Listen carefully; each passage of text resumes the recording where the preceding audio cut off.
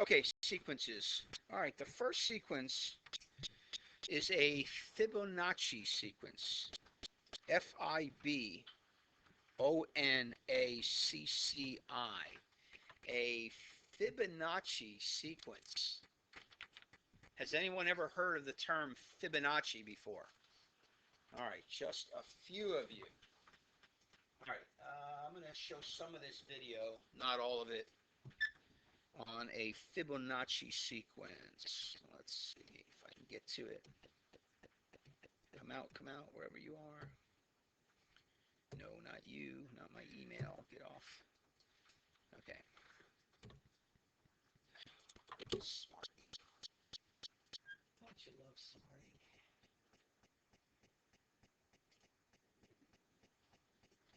Well, who knows what your teacher's talking about? Probably a good time to start doodling, and you're feeling spirally today, so yes. Oh, and because of overcutting in your school, your math class is taking place in greenhouse number 3, plants. Anyway, we've decided there's 3 basic types of spirals. There's the kind where as you spiral out, you keep the same distance, or you could start big but make it tighter and tighter as you go around, in which case the spiral ends. Or you could start tight but make the spiral bigger as you go out. The first kind is good if you really want to fill up a page with lines, or if you want to draw curled up snakes. You can start with a wonky shape to spiral around, but you've noticed that as you spiral out, it gets rounder and rounder. Probably something to do with how the ratio between 2 different numbers approaches 1 as you repeatedly add the same number to both. But you can bring the wonk back by exaggerating the bumps, and it gets all optical illusion-y.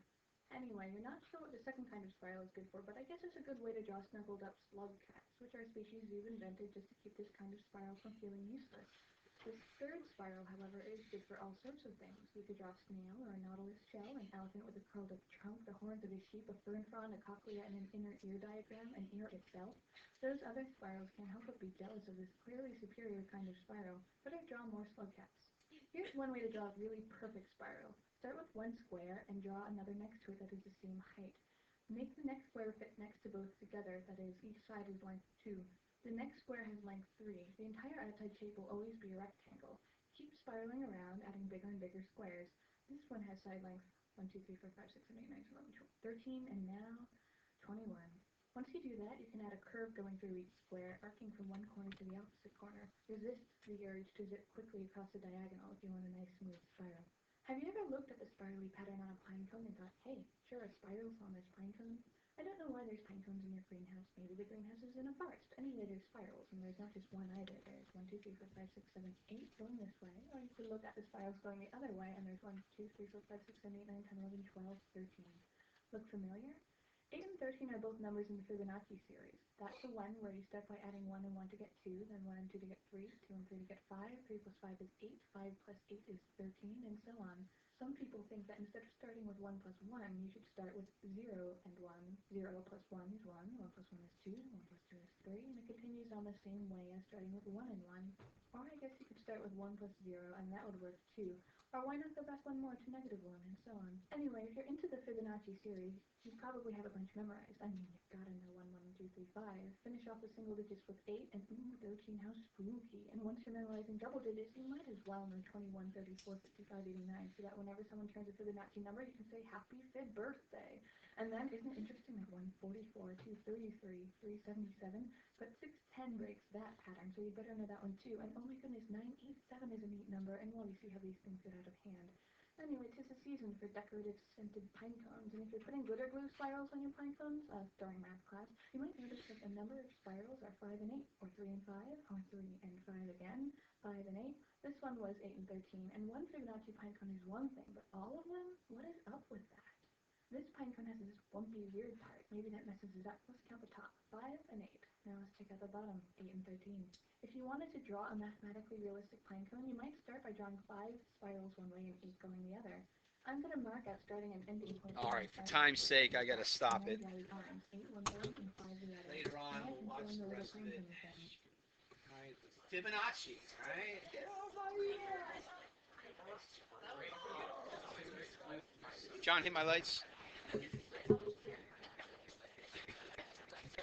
All right, everybody give me 2 claps. Thank you. All right, so Fibonacci sequence is a sequence where each successive team is equal to, each successive term is equal to the sum, so you're adding, of the 2 previous terms. And as you saw by Vi Hart, and that's on Khan Academy if you want to look it up yourself, she's got a bunch of videos. She's pretty funny.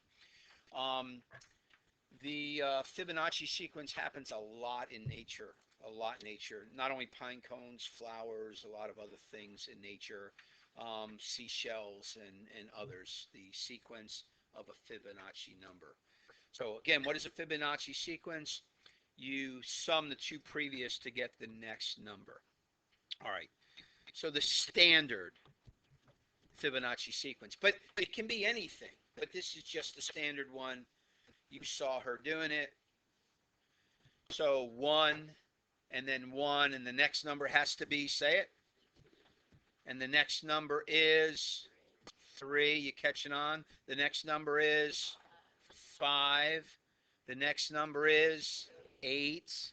The next number is 13. The next number is 21. Next number is 34, and we'll go dot, dot, dot at that point. Continuing in that pattern. Okay, Fibonacci sequence. Once you understand what it is, it's not hard to figure them out, how they go if you start. So here's another example, not your standard Fibonacci. If we start at 3 and the second number is 4, we know that the next number is 7, and then 11, and then 18, and then 29, and whatever, right? So Fibonacci sequence. And again, it happens in nature. Remember, God is orderly in what he does. He knows all the math behind everything. And every once in a while, somebody figures out part of it, and we get the benefit of it. So Fibonacci sequence. Okay, recursive formula. Just a refresher, remember the recursive formula allows you to find a term if you know the previous term. Well, that's basically what a Fibonacci is all about. So it's pretty simplistic. You have to know n minus 2 plus n minus 1. You're adding up the two previous terms, right? F of n minus 2 plus f of n minus 1. So, for example, this would be, n minus 2 is the 3, n minus 1, right? The next previous is 4, and that'll add up to the 7, right? 2 back and 1 back added up will give you the number you're dealing with, okay? That's all that means. That's all that is. Not a big deal. No idea what I did there, but that's okay. Raquel. I don't get how to get numbers if you're adding numbers. Yes, so watch. I'll do it again for you. So they told us, well, let's do the 5 and 5. I forgot I had that one down there. Let's do the 5 and 5. Get that back. So all you want to do is add up the two previous. 5 and 5 is 10. Now the two previous is the 5 and the 10. And therefore the next one is a 15. Now the two previous is the 10 and the 15. So now the next one is 25.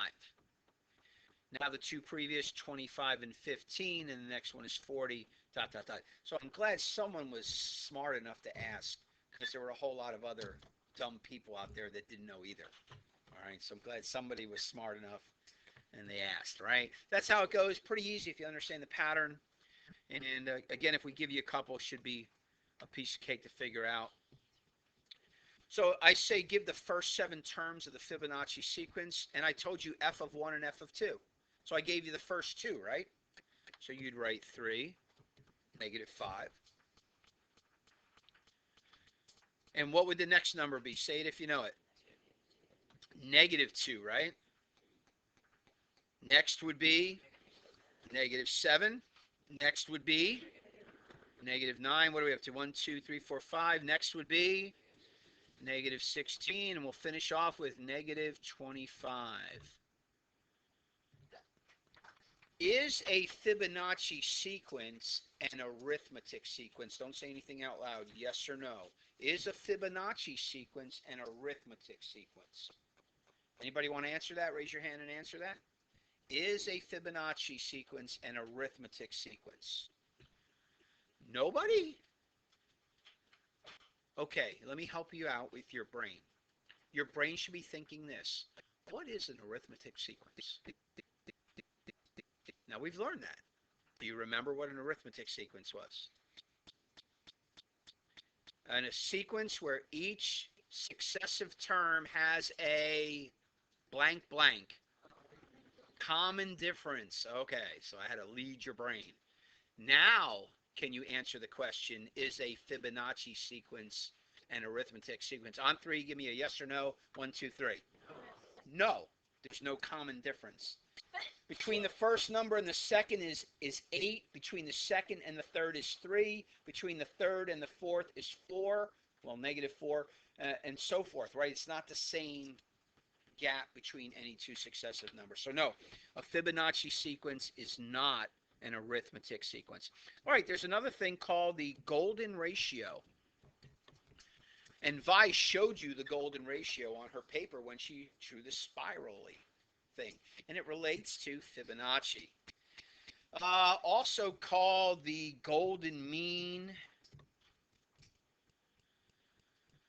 the golden section, the golden number, or the divine proportion. It's got a lot of different things. And I wish I had the picture, and I forgot to get it ready for you guys. But they show it using the Mona Lisa. They show this proportion using the columns of the Acropolis. It's a ratio. It's a proportion. And so it's found in nature, and also man replicates it in their art because it's aesthetically pleasing in Western cultures. Okay, Western cultures would mean what? You got to go geography now, history. Who are Western cultures? Us, but you know, for a lot of time, us weren't around, right? We've only been around 200 years. So before us, it would have been whom? The Europeans, right? So pleasing the Europeans. Okay, the value is kind of goofy, but it is 1 plus the square root of 5 divided by 2. 1 plus the square root of 5 divided by 2. So I'll never remember that. Well, you can if you study it. The value, 1.618, and notice I have the approximately. So that's a round off. 1.618. Okay, so I tried to break down a little bit of this rectangle to show you the golden triangle. And so you have the original green triangle, right? A rectangle, I'm sorry. You got the original green rectangle. And by the way, Vi Hart, you would have seen this on her paper. She started small and went bigger. I'm starting bigger and going smaller. So what you would do is you would then take that rectangle and draw a line that gives you two similar rectangles to the original. Now again, this is a little bit hard to portray on the screen because of the aspect ratio. But I have that line on there already for you, right? And now look at the left-hand side, and let's draw a line to make that give me two of the same proportion rectangles, right? See how we have two now? Again, they're in the same proportion. And then we can draw a line of the top one and make two more, right? In the same proportion. And then you can draw a line in the top left one. I don't know, I'll go like across, and this is, I'm getting harder for me to see it here on my paper. Maybe like that. Again, if this were perfect, and I don't know that my example is exactly perfect, I had to make it up. But you could keep going smaller and smaller. You could keep breaking this thing up into rectangles that are the exact same proportion in their reductions of the original. That's the idea of the golden ratio. And again, it's aesthetically pleasing to Western eyes. They do it with the Mona Lisa. They do it with the Acropolis. Your book may show some of those things. I don't remember. And again, I usually have that to show you, but I don't today. golden ratio. All right.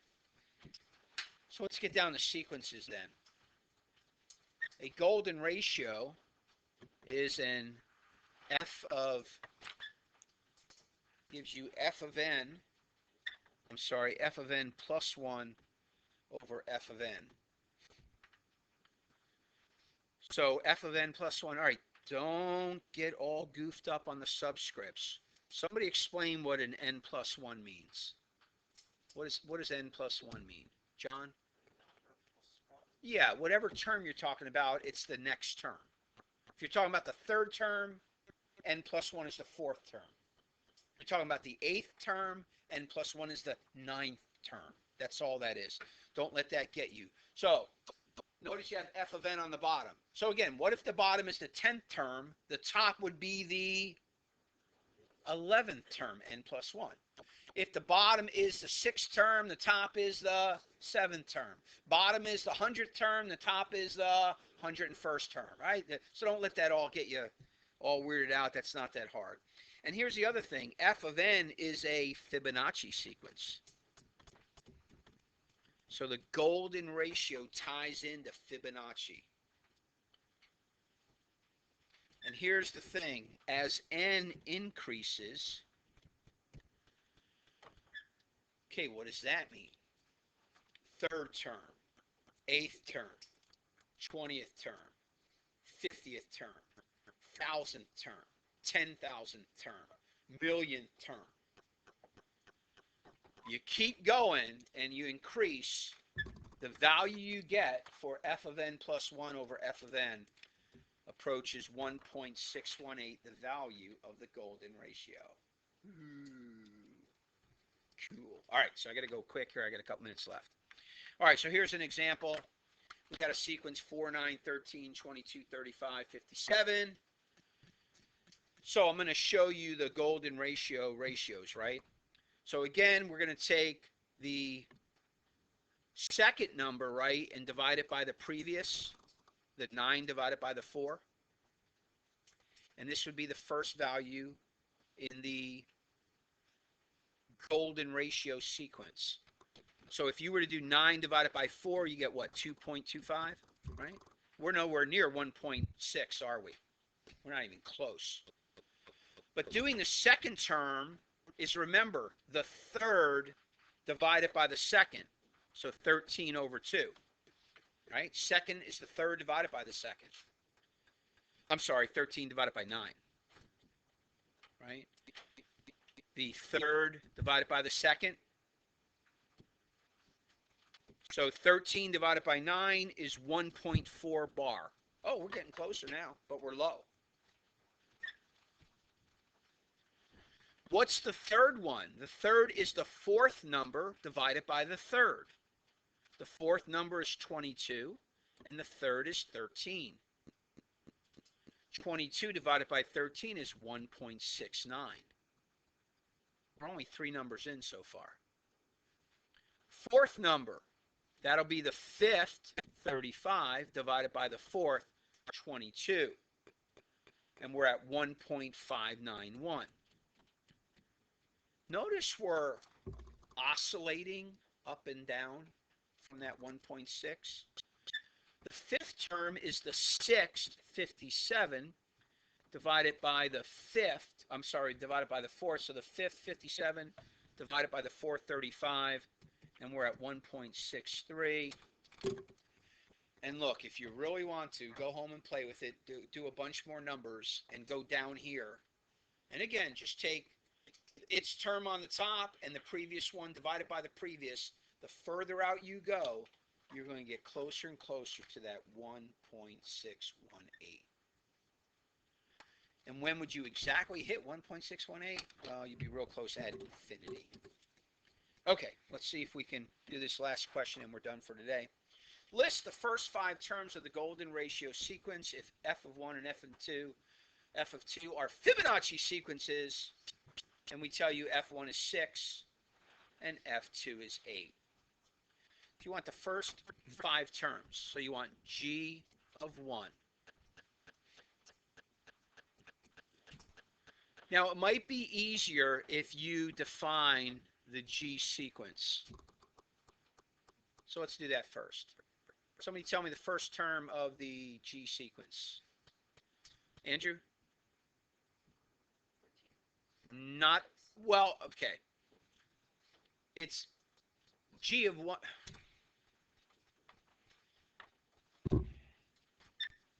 My bad. Not that, not that. Come back wherever you are. All right, let me go back to where I was. I shouldn't say G of N because let's do F of N. That's what I need. All right, my bad. Okay, the first sequence of the Fibonacci sequence is 6, right? That's what it said, F of 1. The second is 8. All right, so remember, we're thinking right now Fibonacci. What's the third number? Say it if you know it. 14. Next number, 22. Next number, 36. What do we have? 1, 2, 3, 4, 5. To get 5 terms, we need to know the sixth one. So the sixth one is 58. ... Now we have enough to go through. Somebody tell me what G of 1 will be. Ashton. Not 6. Andrew. 8 divided by 6. Right? The second divided by the first. The first is the second divided by the first. 4/3, right? G of 2. G of 2. 14 divided by 8. And you know, let's change these to decimals. The first one is 1.3 bar. The second one is 1.75. And for time's sake, I won't be able to finish the other 5. All right, try to assimilate that. Page 104. Hey, my advice is read the text as well. 1 through 7, we'll go over it tomorrow.